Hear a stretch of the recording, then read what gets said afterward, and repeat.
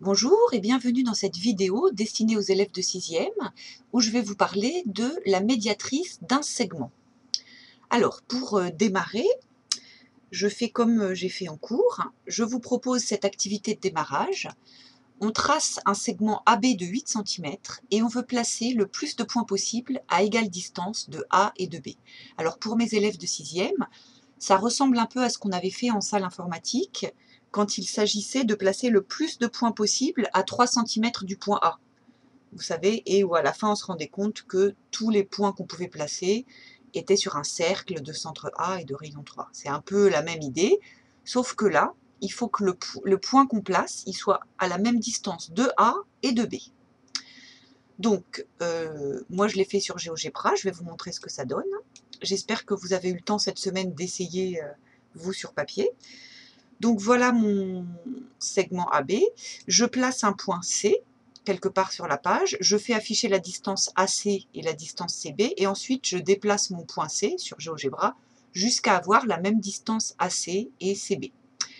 Et je fais pareil pour tous les autres points. Donc c'est un peu délicat, ça prend du temps. Mais voilà, j'ai mis un point D qui est à la même distance de A et de B. Un point E. Toujours pareil, hein, je l'ajuste jusqu'à avoir exactement la même distance ici et ici. Un point F, et je continue. Donc après, j'ai mis un point G, à la même distance de A et de B. Un point H, un point I, un point J. Et puis voilà, je me suis arrêtée là parce que j'ai estimé que ça suffisait pour constater quelque chose. Donc là, vous devez constater que tous les points sont alignés. Donc ça, c'est la chose la plus évidente à voir, mais c'est pas tout. Il y a d'autres choses à constater. Donc ça, à l'aide de GeoGebra, on peut venir ici placer le point à l'intersection, et en affichant les distances, on se rend compte que le point K, ici, est exactement au milieu, enfin c'est le milieu du segment AB. Donc c'est la deuxième constatation. La droite obtenue passe par le milieu du segment AB. Et il y a encore autre chose à constater, c'est que si on fait afficher l'angle ici, on se rend compte que c'est un angle droit. Donc la droite passe au milieu du segment AB en formant un angle droit. Okay, donc tous les points qui sont à la même distance de A et de B forment une droite qui passe par le milieu du segment AB et qui est perpendiculaire à ce segment. Alors, pour mes élèves, vous devez recopier ça. Et ensuite, on passe au grand 2. Donc la définition de la médiatrice, c'est l'ensemble des points qui sont situés à égale distance des deux extrémités du segment. Oui, j'aurais pu le mettre dans le titre, la médiatrice d'un segment, mais la médiatrice, c'est toujours la médiatrice d'un segment. La médiatrice d'autre chose, ça n'existe pas. Et donc cette médiatrice, on vient de voir qu'elle a, enfin cet ensemble de points, il a trois propriétés. La médiatrice d'un segment, c'est une droite qui passe par le milieu du segment et qui est perpendiculaire à ce segment. Donc j'ai souligné les trois choses importantes qu'on a constatées. Et je vais vous le remontrer sur un petit schéma ici. Donc quand on a un segment AB, la médiatrice, c'est une droite qui passe par le milieu, donc ça se note avec un codage, et qui est perpendiculaire à ce segment. Donc vous voyez, quand on trace la médiatrice d'un segment, il faut bien penser à rajouter les deux codages, le codage qui dit que ça passe par le milieu et le codage qui dit que c'est perpendiculaire au segment. Ok, et si je prends un point C quelque part sur cette médiatrice, eh bien, d'après la définition, on est sûr que la distance CA, c'est exactement la même que la distance CB. Donc mon triangle ABC, c'est un triangle isocèle, parce que CA est égal à CB. C'est la définition. Ok. Alors, maintenant, je vais vous expliquer comment on construit la médiatrice d'un segment avec les outils de géométrie. Donc, il y a deux méthodes, soit à l'équerre, soit au compas. Alors, premièrement, à l'équerre, on va le faire sur ce segment-là, le segment LM. Donc, d'abord, on vient mesurer le segment et ça nous permet, en coupant la mesure du segment en deux, de placer le milieu. D'accord? Donc, on mesure le segment, on divise par deux la longueur et on place le milieu. Ensuite, ensuite, il faut qu'on trace la perpendiculaire qui passe par là. Donc, on replace son équerre, comme ceci, par exemple, et on trace la perpendiculaire. Voilà, donc j'ai écrit, on trace la perpendiculaire au segment LM qui passe par son milieu.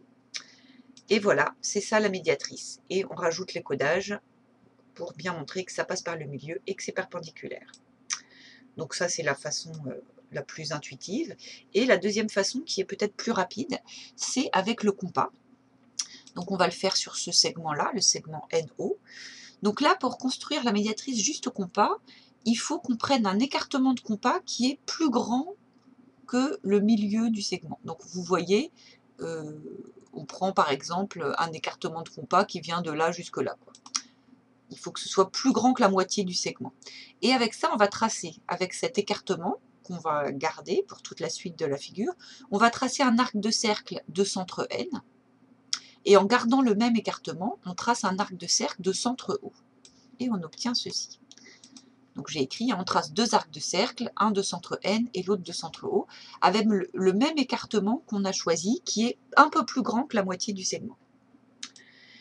Et là, du coup, aux intersections de ces deux arcs de cercle, on obtient 2 points. Et donc, si on réfléchit bien, ce point-là, ici en haut, il est à la même distance de N que de O, parce qu'il est sur le cercle de centre O et d'un certain rayon, et sur le cercle de centre N aussi, du même rayon. D'accord? Donc, NO, non, pardon, la distance entre ce point-là et N, c'est la même que entre ce point-là et O, puisqu'on a gardé le même écartement de compas. Et c'est la même raison qui dit que le point ici en bas, il est aussi à la même distance de N et de O. Ça veut dire que ces deux points-là sont sur la médiatrice du segment ON. Et du coup, on n'a besoin que de 2 points pour tracer une droite. Donc si je relie ces 2 points, et ben c'est ça la médiatrice.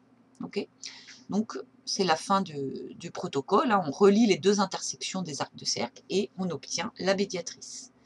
Donc là aussi, je rajoutais une équerre, on pourrait vérifier que ça passe bien par le milieu et que c'est perpendiculaire, donc on rajoute les codages. Alors pourquoi est-ce qu'il faut un écartement plus grand que la moitié du segment? Parce que sinon ça ferait ça. Hein, si je prends un écartement de compas plus petit que la moitié, ben, j'arrive pas à croiser mes deux arcs de cercle. Hein. Donc il faut bien penser à prendre un écartement un peu plus grand que si on prend un écartement qui fait les 3/4 du segment, c'est parfait. Ok, bon ben voilà, alors je vais quand même vous parler un peu de ce que vous allez voir en 5e, quand vous allez faire les médiatrices des 3 côtés d'un triangle. Donc il y a dans un triangle à 3 côtés, si on trace la médiatrice de chacun des côtés, on obtient 3 médiatrices. Donc on va le faire ici sur ce triangle ABC. Donc d'abord, moi je l'ai fait sur GeoGebra, j'ai fait placer les milieux. Pour la médiatrice du segment AB, donc il faut faire tracer la perpendiculaire au segment AB qui passe par le milieu. La voici. Pour la médiatrice du segment BC, ben c'est pareil, je demande à GeoGebra de me tracer la perpendiculaire au segment BC qui passe par son milieu. Ça donne ça. Et pareil pour le 3e côté. Et là, on se rend compte que les 3 médiatrices passent par le même point, se coupent en un point. Donc ça, il y a un nom pour ça, un adjectif plutôt. On dit que les médiatrices sont concurrentes. Ça veut dire qu'elles passent par le même point. Et ça, c'est vrai pour n'importe quel triangle. Là, je vais changer un peu, je vais bouger un peu mes points. Hop, donc vous voyez, ça marche toujours. Si je déplace un peu mon point B par ici, c'est toujours vrai. Alors là, j'ai mis un triangle rectangle. Dans le cas précis d'un triangle rectangle, les 3 médiatrices se coupent au milieu ici du grand côté AB. Et si... voilà, donc là, j'ai rien changé. Je peux encore modifier mon triangle en décalant un peu mon point B. Vous voyez, j'étais comme ça. Si je décale un peu mon point B vers la droite, le point d'intersection des 3 médiatrices peut se retrouver à l'extérieur du triangle, mais ça marche toujours. Alors là, ce qui est très intéressant, c'est que ce point-là, comme il est sur la médiatrice de AC, il est à la même distance de A et de C. Comme il est sur la médiatrice de BC, il est à la même distance de C et de B. Et comme il est sur la médiatrice de AB, il est à la même distance de A et de B. C'est-à-dire que si je trace le cercle de centre, ce point d'intersection, et qui passe par A, B et C, ben ça fait ça. Et en fait, c'est le moyen de tracer le cercle qui passe par tous les sommets d'un triangle. Donc ce cercle-là, on l'appelle le cercle circonscrit au triangle. Et c'est vrai, quel que soit mon triangle, à chaque fois, je peux toujours tracer le cercle qui passe par tous les sommets en mettant mon compas ici, sur ce point d'intersection, et en prenant l'écartement qui de telle sorte que ça passe par les 3 sommets. Et donc, ce cercle s'appelle le cercle circonscrit, et le point d'intersection des médiatrices, on l'appelle le centre du cercle circonscrit. Mais j'insiste pas plus parce que vous reverrez ça en 5e. Voilà, merci d'avoir suivi cette vidéo.